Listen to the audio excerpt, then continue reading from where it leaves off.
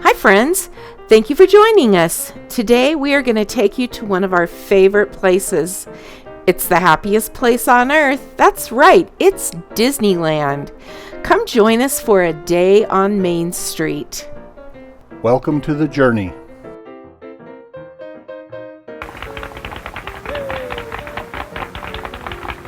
To all who come to this happy place, welcome. Disneyland is your land.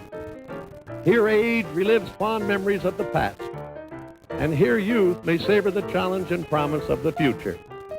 Disneyland is dedicated to the ideals, the dreams, and the hard facts that have created America, with the hope that it will be a source of joy and inspiration to all the world.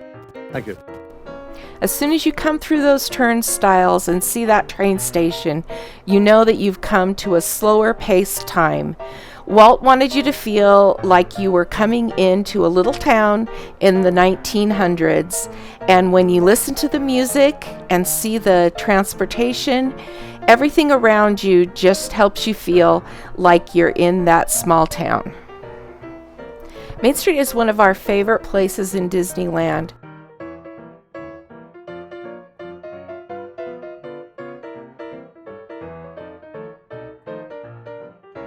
So join us as we spend a slow-paced day at Disneyland on Main Street, USA.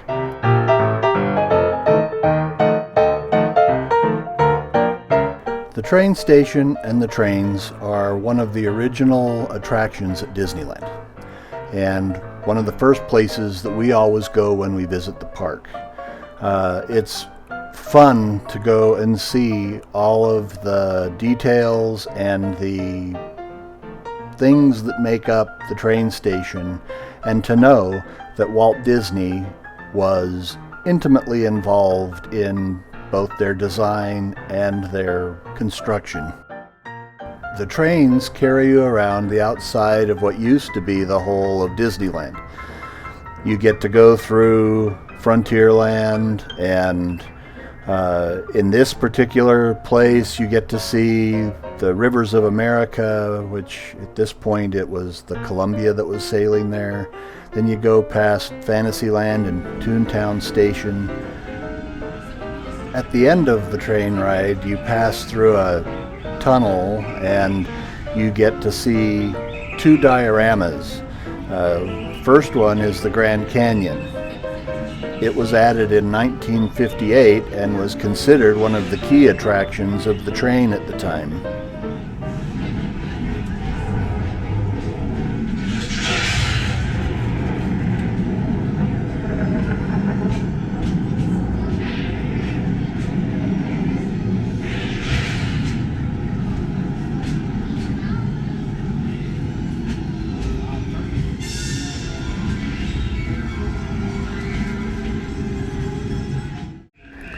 The second diorama is called the Prehistoric World, and it was added in 1966. The dinosaurs were used in the 1964 World's Fair.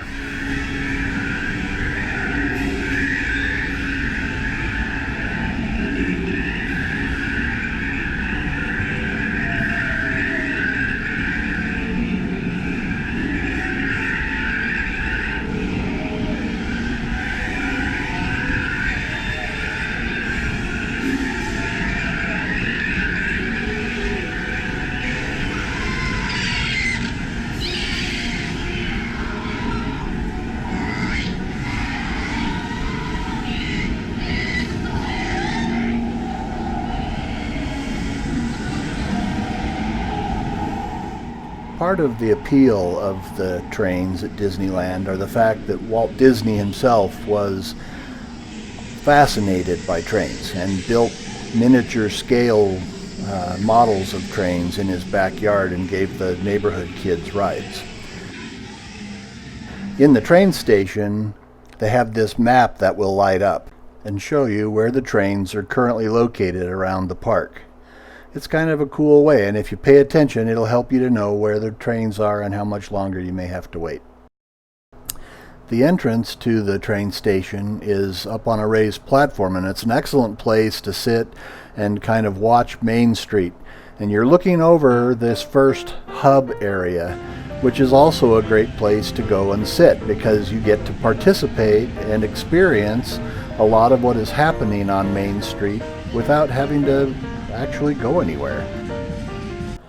A good friend of ours told us the story about this black portion of the flagpole. During the construction of the park, Walt Disney was trying to save money, and a fellow mentioned to him that there had been an accident elsewhere in the Los Angeles area, and somebody had hit this lamppost. They went, they got the damaged lamppost, they cut off the portion that had been damaged, and they used it as the base of the flagpole.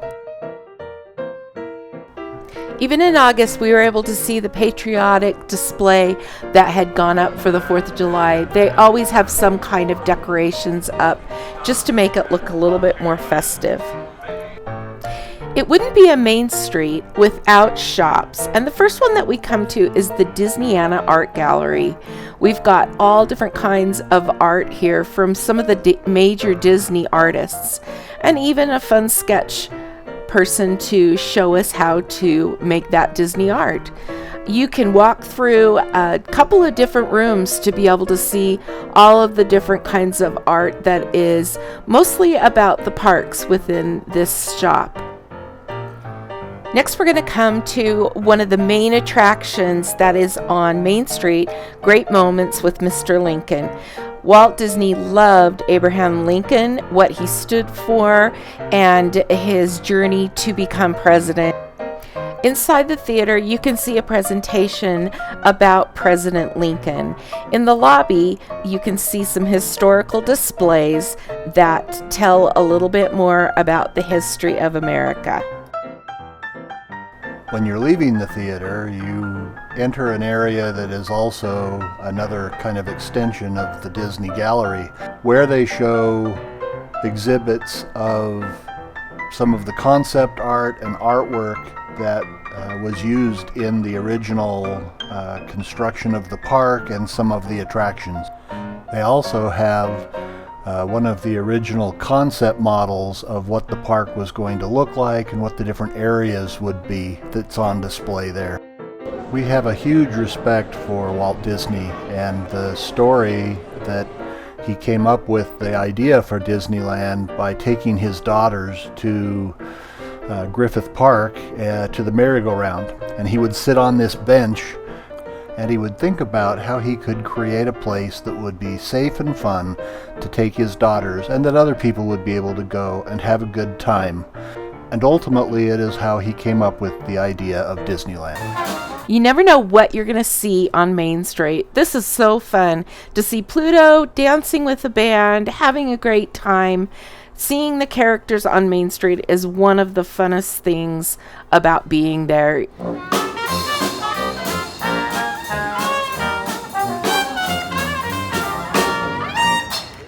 As we walk along to the other side of the first hub, we've got the fire station for the little town and the city hall. The fire station has a really neat thing about it. Upstairs above the actual station is an apartment that Walt built for himself and his family, and they used it up until Walt passed away. They would come and spend weekends there, or whenever they had a time to come into the park, they were able to go up there and get away from the crowds. So that's a really cool thing. The light that you see in the window is actually in commemoration of Walt. This is my favorite bench. It's always in the shade, right next to City Hall, and you have a great view. City Hall is a great place to go for information, just like you would in a normal little town. This is where all the cast members are that know everything that's going on in the park. We've got the Main Street vehicles that meet right out here in front that you can hop on. These vehicles don't take a lot of people down the Main Street, but they're there to help get that feeling of that 1900s town that you're trying to be in. We especially love the little fire engine. It's so cute. The horse-drawn carriage, just like vintage Disney, and to help you get in that mood. One of the things you would expect to see on any main street in any little town are lots of shops. And while Disney is known for having lots of merchandise, one of the best things to do is to go into the shops and just look at all of the detail. Look up around the ceiling, on the shelves, at all of the things that Disney has put in there to theme the shop, not just for the merchandise that it has, but for the small town look and feel. Another cool aspect of Main Street Disneyland are the windows and some of the doors to these small businesses. If you look at them carefully, you'll notice that they have names on them, and those names are actually of people that helped inspire and contribute to Disneyland. This door that we're looking at right now is for Walt Disney. This window is for an Imagineer by the name of Bob Gurr. And then a person who was very influential in Walt Disney's life was his father Elias, and this window here is for him. So as you're walking down Main Street, be sure to take a look at the windows and realize that they represent people that contributed to this experience.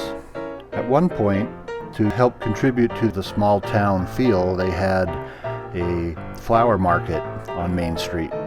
And my mom happened to find this photograph of my grandmother, my brother, my sisters, and me. I'm the little boy in blue. I would have been about 12, and we're estimating that this was approximately 1972. This little area is tucked away from the main crowd, and you just are able to get that atmosphere of sitting out on a summer day. There's a lot of surprises on Main Street, and one of them happens when you're sitting here listening to the businesses that surround you. You might hear some piano playing. You might hear a dentist. It's one more way for Disney to help you feel like you really are in small town USA. Hotel Marceline is of significance because Marceline is where Walt spent some time as a child, and a lot of Main Street is actually modeled after Marceline. What is more fun than walking down Main Street and having the band go by with characters? Something we haven't mentioned yet is food. And of course, Main Street has delicious food. You've got Carnation Cafe, which is a sit-down restaurant and has breakfast, lunch, and dinner. We especially like breakfast with the Mickey waffles. We love the old-fashioned ice cream parlor. One of the most popular places to eat in the park is the corn dog truck. They have the best corn dogs in the world, and they've got nice seating out there for you to be able to enjoy that corn dog. If you need your Diet Coke, you can go across the street and get it with a hot dog. Then there's a candy store, and last but not least, you've got the old-fashioned arcade. When you're in here, keep your eyes open for the hidden entertainment.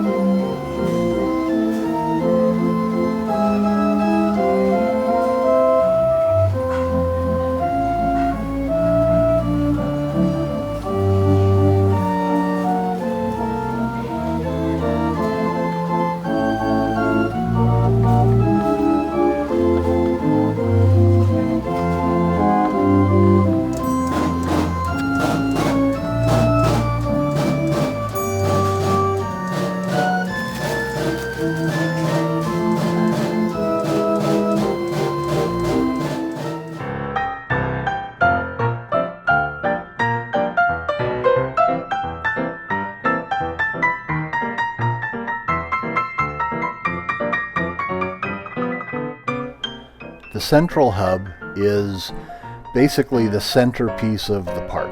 And located in the middle of the hub is the partner statue, which is Walt Disney and Mickey Mouse.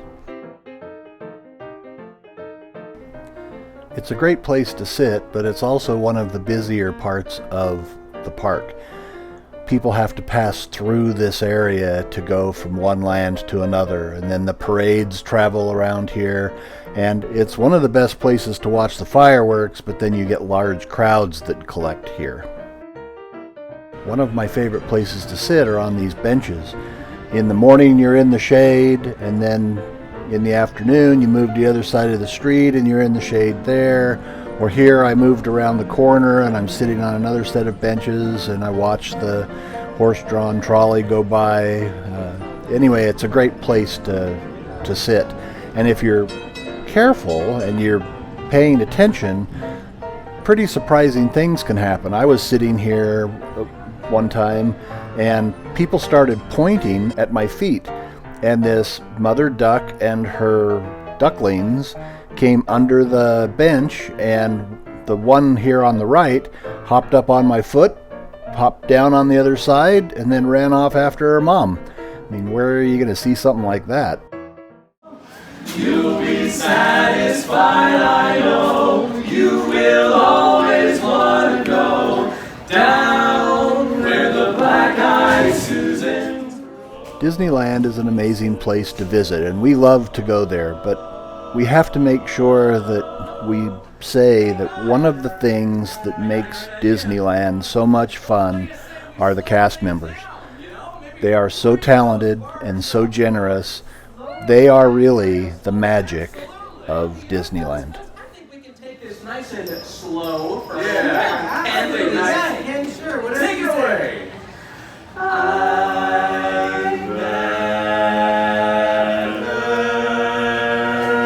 Down where the black-eyed Susans go. Down where the bird breezes blow. You never feel the cotton. Down where Susans lie. Where nothing could be higher. California to Carolina. Down where the black-eyed Susans go. Every sweetheart loves her beau. Let's go. You'll be satisfied, I know. You will always want to go down where the black-eyed Susans grow.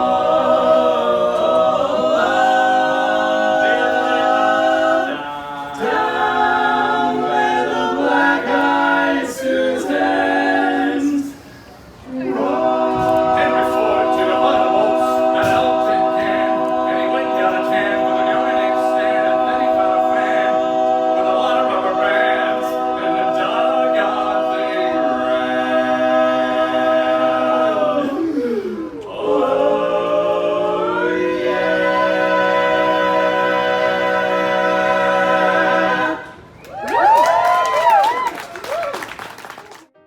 Thank you for coming with us on our journey to Disneyland and Main Street. We hope you enjoy it as much as we do. Even though there are subtle changes each time you come, the appeal of Disneyland remains the same and is timeless. At the end of this episode, we want to share with you a slow-paced journey through time where you can see photos of the castle and how it has changed through the years.